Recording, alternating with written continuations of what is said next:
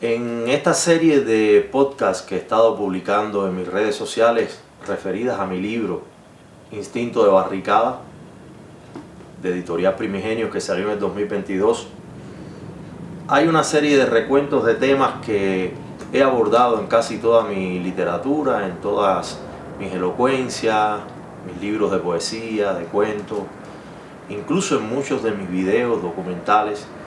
Y son preocupaciones esencialmente antropológicas, sociológicas, filosóficas, de corte muchos de ellos metafísicos, esotéricos, y planteo ahí una gran preocupación por temas viscerales que aluden también a la psicología, ¿no? A la psicología individual, a la psicología social. Y por ejemplo, uno de los temas que me fascinó cuando escribí este libro es que me surgió la disyuntiva de dónde venía mi apellido, por ejemplo, mi apellido paterno, por poner un ejemplo. Yo soy Ernesto Fundora Hernández. Fundora es un apellido español que probablemente venga de los gremios de los fundidores, de los forjadores de metales. Y los Hernández parece que vienen de origen sefaradíes, judíos sefaradíes que se tuvieron que convertir durante, bueno, los antepasados, durante los reinos de Isabel y Fernando, con una gran persecución de judíos, y casi todos terminaron siendo conversos al catolicismo. Ese es por el lado de mi madre. Por el lado de mi padre son las forjas, ¿no? Por el lado de mi madre viene el mundo de la costura, de la hilación, de la urdimbre, del tejido. Los Hernández venían de esos gremios costureros, que es el lado hembra. Fíjense qué curioso, ¿no? De la ropa, de aquello que protege el cuerpo del frío, que lo cubre también pudorosamente. Mi abuela era una gran costurera, mi abuela Luisa, María Luisa Pérez López. Ella tenía también de Sefaraí por los Pérez y por los López. Esa era mi abuela materna. Sin embargo, mis abuelos paternos eran fundora, venían de las fundiciones, asturianos y gallegos, principalmente asturianos. Y yo, remontando la investigación gremial, empiezo a dar con que mi apellido Fundora está aludiendo a todo el arte de la fundición, de la forja de metales. Esto es muy importante porque templar metales genera inevitablemente una concepción del temple en el carácter, del temple en la personalidad, de cómo uno ve la alquimia, la transformación de algo que es extremadamente duro, sólido, como con el fuego se pone blando, se pone mutante, maleable, se puede transformar, incluso lo duro se puede moldear, y moldear de distintas formas, ¿no? Entonces, en esa transformación, esa metamorfosis, también hay una forma de reparar en que las cosas no son tan cual uno las imagina o se presentan, ¿no? Las cosas están sujetas siempre a un cambio y una modificación con la intención, con la fuerza de la intención, con la fuerza de la voluntad, con la fuerza del tesón, con la fuerza de la negación, con una cierta honorabilidad que implique el arte de cambiar esos metales y de darle otra forma, y de hacer muchas veces instrumentos de cacería en una primera etapa, instrumentos agrarios después en otra etapa, instrumentos de guerra, lamentablemente, en otra etapa. Aquí yo cito el libro de Rihanna Eisler, El cáliz y la espada, donde se habla mucho de esto, ¿no? La hembra con el recipiente, la vasija, la parte hacendosa, la parte de alguna manera matrística, ¿no? Con que se recibe, con que se reposa una sustancia, con que se cuecen los alimentos, con que se come y se alimenta. Y la espada del hombre, que es la que lo lleva siempre al campo de batalla a mostrar su espíritu prometeico, libertario, emancipador, brioso. Entonces me hizo filosofar mucho este libro, cuando lo escribí, este libro, en eso, en cómo estoy marcado yo por algunos arquetipos, ¿no? Cómo estamos marcados desde el nombre, cómo el hombre de hoy ha devenido ameno, cómo el hombre occidental ha perdido una serie de facultades, cómo se ha debilitado, cómo se ha vuelto un ser frágil, cómo ha perdido todo ese brillo, esa energía, ese afán de cambio, de transformación, esa potestad de modificar el destino, de no aceptar las reglas del juego, de ser irreverente, de ser rebelde, de poner a su favor las circunstancias, el contexto, de cambiar incluso el curso de la historia, porque a ciencia cierta no sabemos si esto es un guión dictado o si esto es una aceptación inefable o inamovible de una ruta que otro ha puesto en nuestros pies, o si somos nosotros los que estamos caminando nuestros propios pasos. Yo creo que el libro habla de eso, de esa dialéctica, ¿no? Esa dialéctica que yo tengo entre tejer la tela y entre forjar el metal en mis apellidos, ¿no?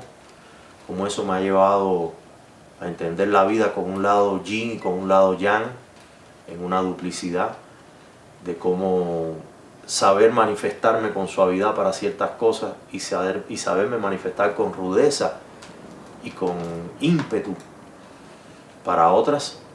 Entonces yo creo que una de las cuestiones psicológicas que más lamento cuando veo a los muchachos jóvenes que se debilitan y se asustan y se impactan y se conmocionan con cosas menores. Yo he tenido alumnos que me han confesado que han estado a punto de suicidarse porque una novia los ha dejado, porque han tenido un fracaso amoroso o sentimental, porque han suspendido una asignatura, o porque les han dicho gordo o feo. Entonces impresiona ver la manera tan dúctil que tiene la gente de resquebrajarse, que tiene la gente de tirar la toalla, de rendirse, ¿no? Y de conmocionarse con cosas que son menores, ahogarse en un vaso de agua, decimos literalmente los cubanos, ¿no? Yo siempre he tenido el privilegio de recordar mis apellidos, no porque sea un ejemplo de nada, para lo único que soy un ejemplo es para mí yo soy mi mejor ejemplo de mí mismo. O sea, yo me miro, me autoobservo, me autoconozco, me corrijo, me voy construyendo, me deconstruyo. Y también me he desmoronado en algunos momentos de mi vida, ¿no? No del todo, nunca he estado tan abatido como para aniquilarme, digamos. Pero siempre ha habido esta compulsión desde el apellido, desde el nombre. Mi nombre significa honesto también, que es otro desafío que tengo en esta cosa nominativa, ¿no? Que son los nombres, la importancia de llamarse Ernesto, decía Oscar Wilde, ¿no? Y tener estos elementos aguerridos son un empuje, son un plus energético que yo recibo y de donde es un magma donde yo voy a brevar cuando pudiera tener algún extravío, cuando pudiera tener alguna confusión. Siempre he pensado en mis antepasados que forjaron esos metales a rojo vivo, que estuvieron en procesos de sudoración, de actividad física, martillando. He pensado en mi abuela y en los gremios de los costureros, bordando, tejiendo, cosiendo, elaborando la ropa con ese tesón, con esa disciplina, con ese rigor técnico que tienen las dos disciplinas.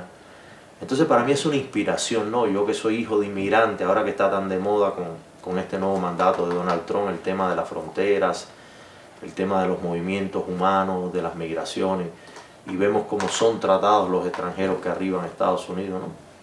Yo soy afortunado en que mis abuelos hayan llegado a Cuba provenientes de España y que hayan sido bien recibidos y que hayan podido labrar la tierra, se hicieron campesinos y que hayan podido estudiar y que hayan podido progresar, ¿no? Y haberse construido un futuro. Gracias a eso existo yo. Entonces también uno tiene que mirarse en ese espejo, uno tiene que recorrer los pasos de sus antepasados y saber cuándo fue un camino dulce, cuándo fue áspero, cuándo fue un abismal, cuándo hubo que saltar barrancos. Y yo creo que esas generaciones tenían un temple extraordinario, y es un término que quiero recuperar. Es un término que no sé si la psicología clásica o moderna o transpersonal o trascendente, la psicología esa que habla de que ya no somos nosotros con el ego nada más los que participamos de un diálogo, sino que estamos dentro de una mente superior, que es el universo, que es la existencia, que es este holograma, que es este campo unitivo donde estamos y que jugamos como piezas individuales, como gotitas de agua en un océano inmenso. Pero bueno, qué importante es que esa gota pueda procurar incluso entender su su muerte, entender su desaparición física, cuando esa gota regresa, salta con la ola y regresa al océano, cómo se diluye, ¿no? Que vendría siendo una metáfora de muerte, por ejemplo, cómo ese yo se diluye en una cosa más coral, más amplia, más inmensa, más oceánica. En fin, que yo creo que hay que labrar el camino del autorreconocimiento, de saber de dónde venimos, de dónde procedemos, de cuáles son las pulsiones que nos empujan, que nos ayudan a sobrevivir. Toda esta cosa ahora que hay de términos como la resiliencia y toda esa bobería, a fin de cuentas la historia del mundo y la historia de la humanidad ha sido una historia de resistencia, ha sido una historia de conquista, de heroísmo. No heroísmo insano, no me estoy refiriendo al heroísmo de arrancarle la cabeza al semejante por un disfrute o por una guerra florida o por supeditarlo o por gobernarlo o por arrebatarle su riqueza, ¿no? El heroísmo ese que implica la defensa de una dignidad a toda costa, que puede ser una dignidad que se plantea desde el honor en cosas muy cotidianas, con no aceptar la condición de ser esclavo ni de un sistema, ni de un gobierno, ni de una ideología, no ser dependiente incluso de la paternidad de ningún tipo de amo superior, tampoco ese Estado, esa iglesia, esos conceptos, ¿no? de regencia que hemos heredado secularmente de los siglos por los siglos, cómo el individuo tiene que labrar en su individualidad, cómo dentro de su grupo, dentro de su tribu, dentro de su colectividad, él tiene que saber reconocer que tiene que perfeccionarse como pieza indivisible y que tiene que a toda costa sacar el mejor filo de ese metal o el mejor bordado de ese textil. Así es como he entendido yo la vida, así es como la he aprendido de mis maestros. Mis primeros maestros fueron mis familiares, mis padres, mis tíos, mis abuelos, y después todos los maestros que he tenido desde la primaria, la secundaria, el bachiller, la universidad, los maestros de vida, los compañeros de trabajo.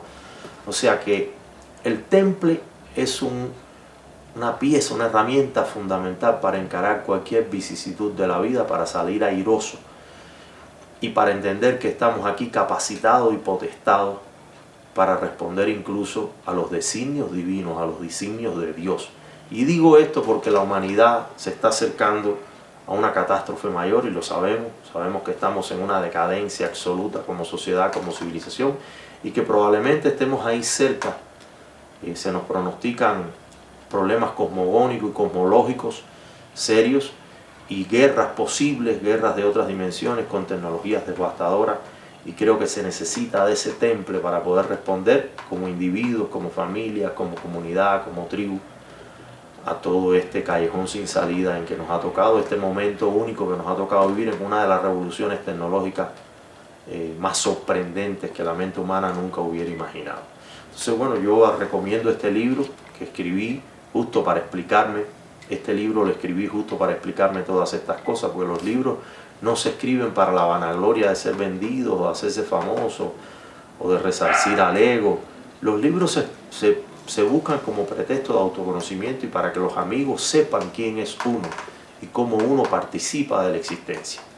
Así que agradezco mucho todos estos podcasts donde a fin de cuentas uno lo que hace también es desnudarse, uno lo que hace es mostrarse tal cual es, ¿no? Tal vez con las soberbias y con las humildades necesarias para que ni una cosa te lleve a anularte ni la otra te lleve a la exaltación inmerecida, ¿no?